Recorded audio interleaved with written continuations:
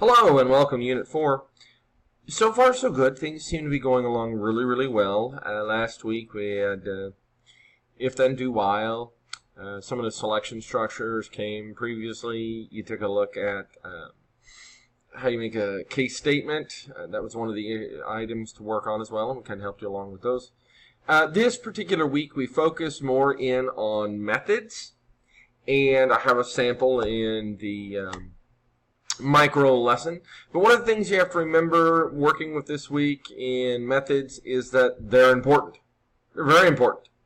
And you want to kind of focus in on these so you come to grips with how you make them work, because in the long run you will revisit methods and objects very often, and it will vary a little bit in syntax, but it will usually come up in any given particular language as you go through.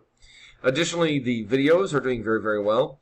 The discussions continue to do well. Remember, it's beyond just basic statements. You kind of got to get your meat and potatoes going on. This is how we discuss, and I take a look at these things. And if you are bringing forward statements, qualify those statements. You know, why are you the SME in this case, or is there another SME you're drawing information on?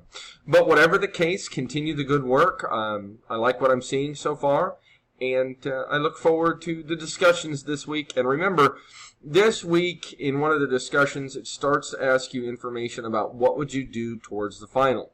The reason it's doing that is the final, if you haven't looked ahead at it, the final will very much sneak up on you if you are short of time. So, and I don't have a lot of flexibility at the end of the class because my grades are due at a certain time. So though I've been, hedging it, I might get it on Tuesday, Monday, that sort of thing, kind of hedging those things.